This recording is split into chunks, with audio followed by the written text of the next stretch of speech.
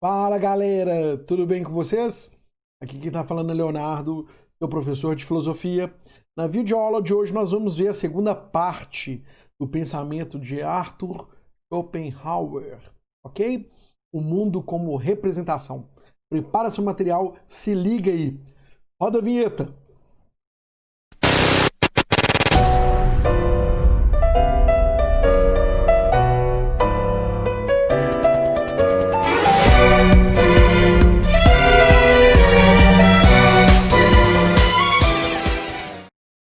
Fala galera, dando continuidade aqui às nossas discussões, né? A gente tinha falado nos tópicos anteriores que Schopenhauer defende o mundo como vontade, como representação. Não é verdade? Para a gente entender, então, né, ficar até mais fácil a distinção entre vontade e representação, a gente vai ver agora o que significa essa representação, ok?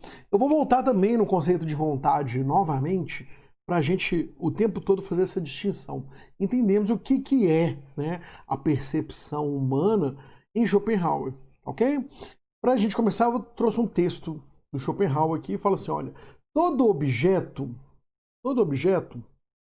seja qual for, todo objeto, seja qual for sua origem, é, enquanto objeto, sempre condicionado pelo sujeito.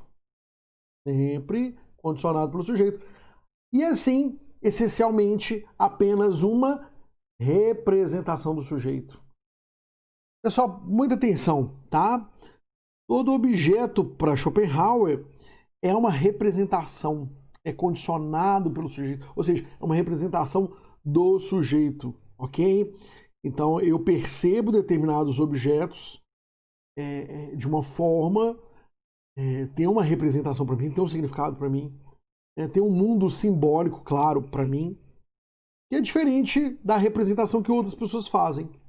Por isso nós somos, né, seres humanos e há uma variação de percepções justamente por conta disso. A representação é essa variação de percepções, né? Eu percebo da forma X, percebe de uma forma Y, não é verdade? Então, para Schopenhauer, o mundo é uma representação. Os objetos, eles são representados pelo, né, ou por um sujeito, ok? O mundo é uma representação. E olha só que legal, vamos voltar na vontade, né? A vontade é livre, autônoma, onipresente, de modo que tanto a ação e o seu modo constituem vontade consciente de si própria, determinando tal ação e tal mundo. Tudo mais não existe sem que exista vontade. O que ele quer dizer com isso, né? A nossa vontade, ela é livre, ok? E ela é tão livre, autônoma, né?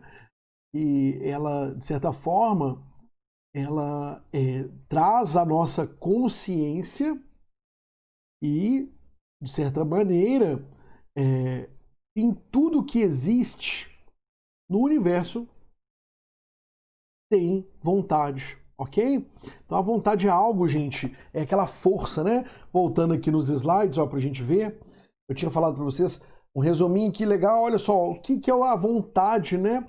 É o querer, o desejo.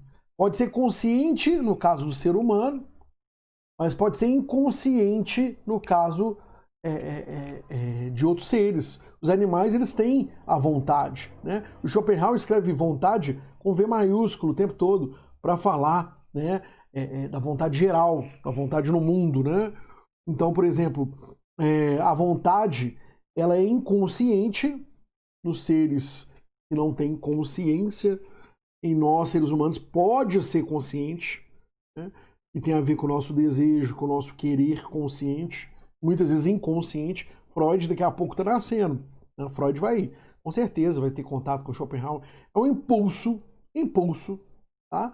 Muitas vezes visto como irracional, porque pode ser a luta pela sobrevivência, por exemplo, né?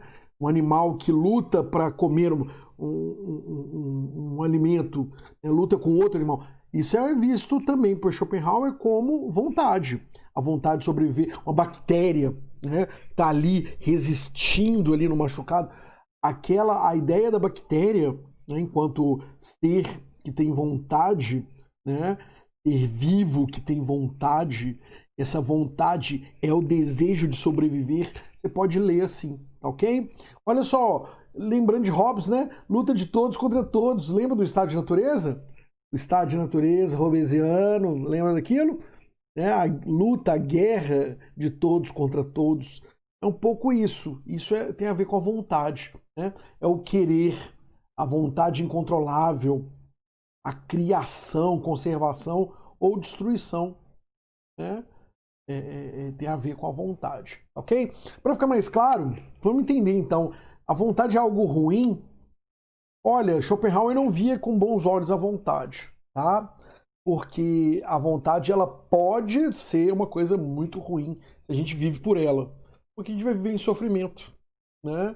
E ter consciência das nossas vontades parece o contrário, né? A gente vai ter consciência e a gente vai sofrer porque a gente sabe que aquilo é apenas uma vontade, mas não é bem assim, tá? Para Schopenhauer, a solução, daqui a pouco nós vamos falar, é se libertar aí. Quanto mais a gente tiver consciência das nossas vontades, mais livres seremos, né? Mais consciência teremos, mais livres seremos, ok? Então, o que é representação? Olha, o sujeito representa objetos. O sujeito é aquele que pergunta. Objeto é aquilo que está sendo estudado, analisado, conhecido. Então, sujeito representa objetos, né? E os objetos são representados por sujeitos. Claro, né? É o mesmo sentido. Eu percebo essa lapiseira de uma forma. Eu represento ela de uma forma, né? Os objetos são representados pelos sujeitos. Outras pessoas não vão dar muita importância, né? Mesmo porque essa lapiseira tem uma história, né? Foi uma lapiseira que pertenceu a uma pessoa muito importante, no caso, meu pai. Então, isso tem uma representação para mim. Okay? Olha só, é uma relação dialética entre sujeito e objeto. Que relação dialética é essa, né? Ó, o sujeito percebe o objeto e o objeto é percebido pelo sujeito. Olha, uma relação dialética. Um percebe o outro.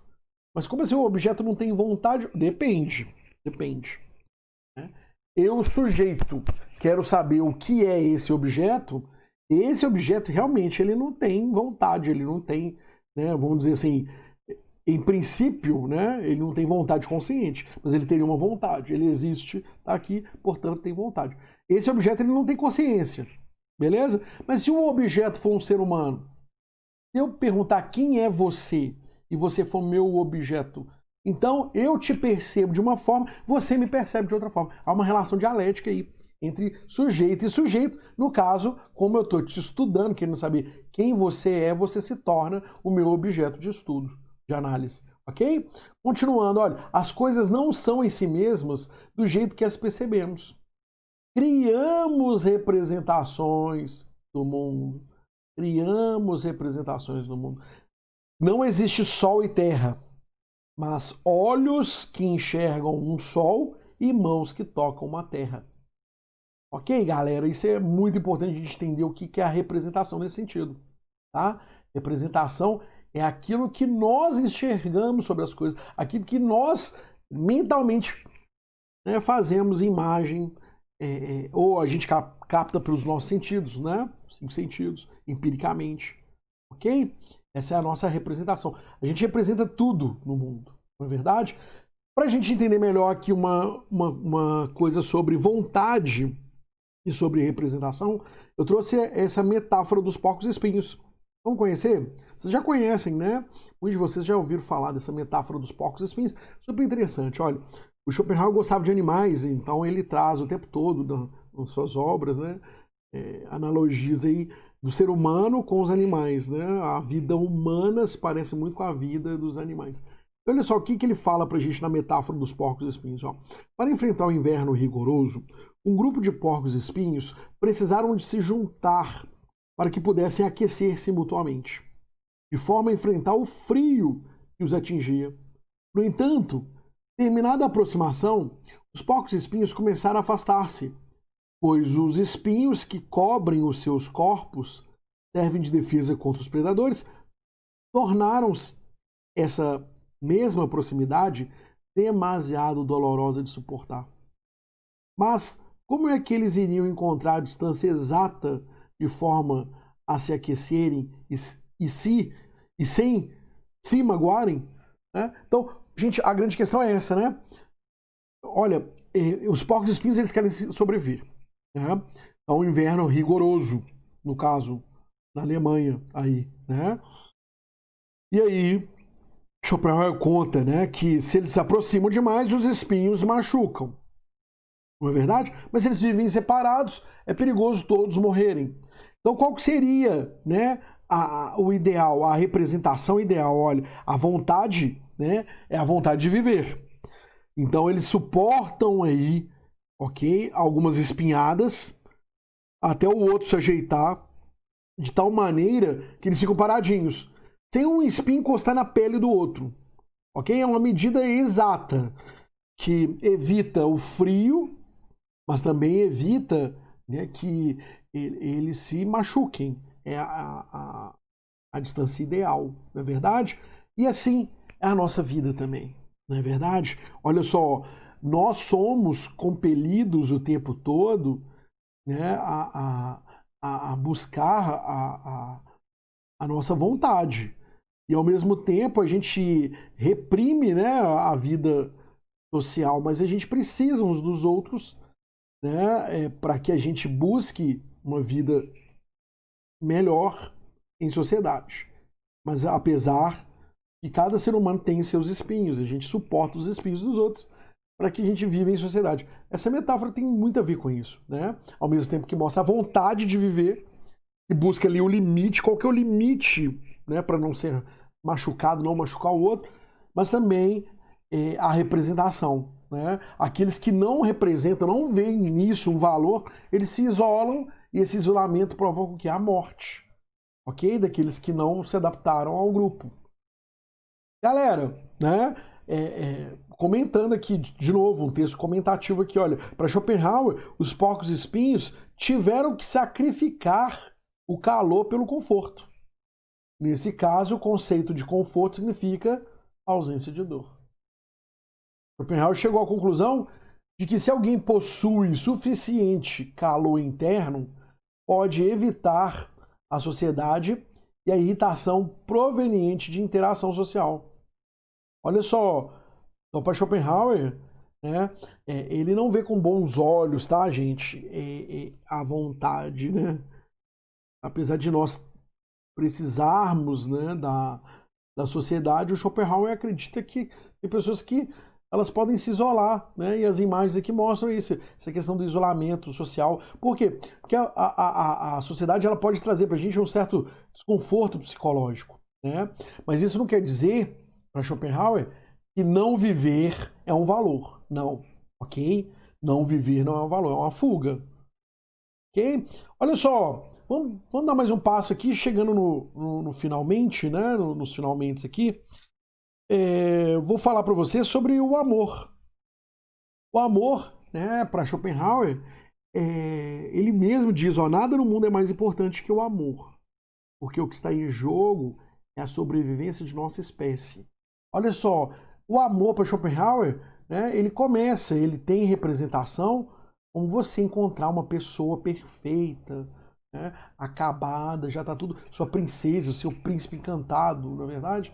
Mas olha só, para Schopenhauer, quando a gente encontra uma pessoa, você ali, né, vê naquela pessoa, talvez por vontade, né, que vontade é essa? É o desejo que seu corpo tem de sobrevivência da espécie, da sua espécie, e por isso você enxerga no outro, você representa o outro como um par ideal. A atração física para Schopenhauer, ele não tirou isso do nada não, tá, gente? Ele tirou isso de Platão. A atração física para Schopenhauer nada mais é do que seu corpo pedindo uma coisa natural, a vontade, perpetue a espécie.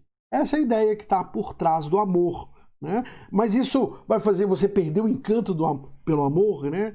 Você sabendo que agora a pessoa que te deseja, ou a pessoa que você deseja, né? Esse desejo eros aí, erótico, ele é uma representação, sim, né, forçada pela sua vontade. A sua vontade é tão grande que ela representa, sim, mas fica melhor para Schopenhauer a gente ter consciência que isso é um processo, né, natural em nós. Os seres vivos têm isso, né?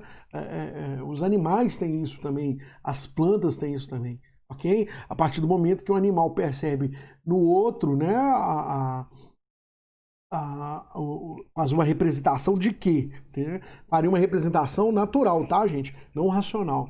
De que o parceiro a parceira é, né, um bom meio de perpetuação da espécie. Não é verdade? Olha só, por isso o amor para Schopenhauer, ele é complexo. Ele não é simplesmente, né, uma relação sexual. Não é isso. O amor é muito mais do que isso. Por quê? Por um lado, tem um aspecto biológico. Seu corpo desejando procriar, né? Reproduzir, fazer com que a espécie sobreviva. Por outro lado, você pode representar, se você tiver consciência, de uma forma diferente. Você pode representar de uma forma diferente. E como que é essa representação? Né? Olha, eu sei que o melhor, né, assim, o casal ideal, né, entre duas pessoas são duas pessoas que se sentem atraídas, etc. Mas eu posso escolher quem vai ser a minha parceira. Né? Tem aquela que é a desejada de todo mundo e tem aquela lá que não é tão desejada, mas eu posso representar nela. O poder de escolha aí, quando você tem consciência, ele é maior. Por isso nós somos mais livres, né? Quando a gente tem consciência da vontade. Galera, vamos terminar por aqui. Eu espero que vocês tenham gostado dos conceitos de representação, né? E os conceitos, aí no caso, o que eu estou falando são as representações, né? E o conceito de vontade, ok? Espero vocês na próxima aula. Um beijo para vocês. Até lá.